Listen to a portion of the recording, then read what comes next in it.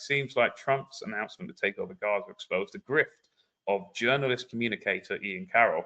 Who is this guy? Where did he come from? Why did the algorithms boost a former pro-Palestine supporter to 1 million followers in a year? Is he a Fed? You be the judge. So, and again, I'm undecided. I'm not saying he is or he isn't, but let me know what you think. This guy could be totally legit, and somehow he is the fish that got through the net, and somehow naturally, actually got into stratosphere. Is it like a Oliver Anthony kind of thing, or that song that he did? Is it similar to that?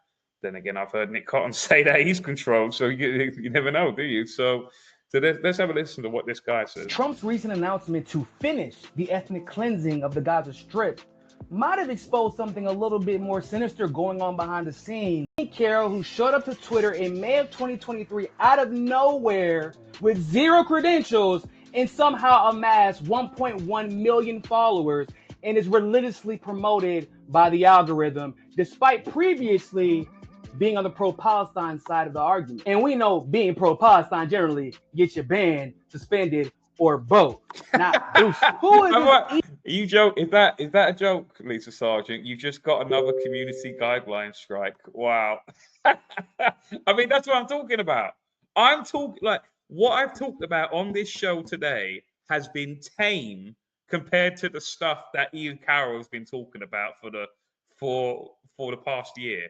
Tame. Yet he has amassed 1.1 million subscribers and followers, and me with my little shitty 3.9 thousand subscribers, I've got a community strike, right? I'm no one. I'm a nothing on YouTube. I've got less than 4,000 subscribers, and yet I'm the one getting the fucking community strikes. How? And this guy has just been allowed to just propel to the sky. How is that possible? Do you know what I mean? So doing something, something's going on where there's some sort of deal going on, perhaps, or they are being useful pawns unknowingly to the agenda, whatever that is. You see what I mean? Depending on what the videos are. I mean, like the Tommy thing, for example, people who promote Tommy, they get big views. But Tommy's meant to be this, this banned guy or whatever. But yet, if you make Tommy videos, go to his rallies, etc., and live stream them, suddenly you're just promoted in YouTube, you're promoted in Twitter, which is more understandable. You're promoted in Facebook. You're not. I mean, I've just got a community strike. Apparently, Lisa told me. And yet, what am I doing? I'm not really doing anything. Do you know what I mean? I think I said worse things on the previous shows, but yeah, I've got a community strike for doing. Do you know what I mean? See what I mean? How can they get away with this?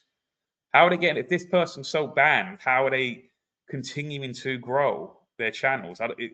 There must be something that perhaps they're not privy to, the YouTubers who are filming this, that there's something else going on, and they simply may not be aware of it, or they are, and they have no morals, and they just continue. They only care about more subscribers, which means more donations, which means more fame. If that sort of, it's as rudimental as that. Anyway, let's continue with this guy. The dude is transparently opportunistic, like when dude had the opposite RFK Jr. experience, saying that RFK was dead to him after RFK's ridiculous comments supporting genocide in Gaza.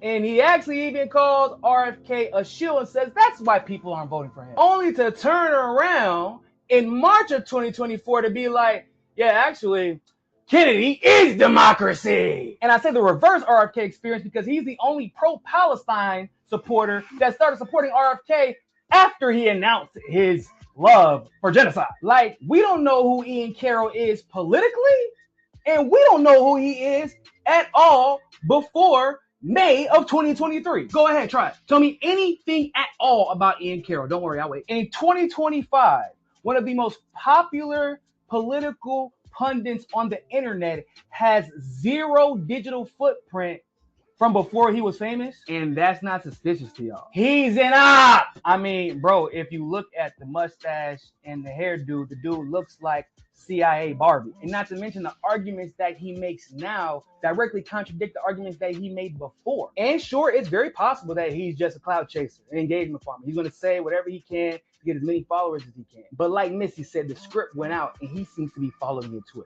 T. Could well be a professional intel agency operation. Ian Carroll has 817,000 followers and joined X in May 2023. What's this? So I can't see those photos properly, but we know. I am very skeptical of anyone that can rapidly grow, especially nowadays with how the algorithm is now. It does, unless the internet. What's that theory? Is it the shrinking internet theory? What's it called? The small internet. What's it called, girl? What's the actual name of it? I've got the dead internet theory.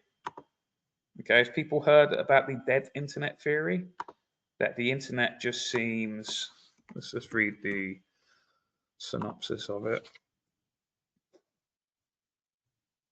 The dead internet theory suggests that the majority of online activity is now generated by bots and AI, with human interaction becoming increasingly rare.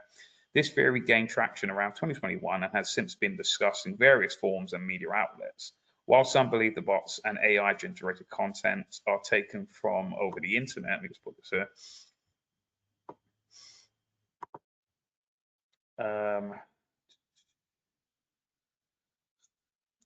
While some believe the bots and AI-generated content have taken over the internet, others argue the human-generated content still remains. A bit the significant bot and AI influence. The theory also raised concerns about the authenticity of online interactions and the potential for bots to manipulate public opinion and spread misinformation. Now, what was a bit odd about Ian Carroll was his stance on when Trump announced his whole Gaza plan a couple of weeks ago. It was quite strange how he actually supported Trump. So is this the cut? Because I've always said this, that what happens is that someone comes along and they're saying the right thing, because it's like every con, and this is my interpretation of how cons work, is that 80% of a con is truth. And the 20% of that con is the con, if you get what I mean. So they'll first start saying, saying stuff that you agree with, and you go, yeah, this guy's speaking my language. And in an hour into it, after an hour of you agreeing with everything that they're saying, suddenly 20% of it will be the con, will be the nonsense, yeah. But you will then go, well, I agree with all of the stuff he's been saying before, so perhaps this is like secret knowledge that I don't know yet, and we need to follow this guy because he seems to know more than I do. But you don't realize that that's the con. So with a lot of organizations out there, like the Free Speech Union, like Together, I'm trying to think of other, GB News, Reform UK, is that they will be speaking your language, and then they will do something which is, well, not, that is like the agenda. Basically, the default position has to be that anyone who is an influencer and is out there is working for the security services, and most likely Mossad, Ezra Levant, Avi Yemeni, in the UK, John Sweeney, Paul Mason, all these types. They're all security services assets. Lex Fridman, YouTube channel out of nowhere, even Joe Rogan. People might say, well, Clues, you're just so black-pilled, you're just so paranoid. No, I'm not. We live in a total dictatorship of information and a regime. Now, you might say, well, Clues, you've still got a voice now. Well, that's true. We are banned from YouTube, and I don't really get in the mainstream media. No one who is a real dissident does. True. Mainstream media. But this is, again, what people don't realize, like what Mossad is, what Mossad does, what they do, the levels of subversion.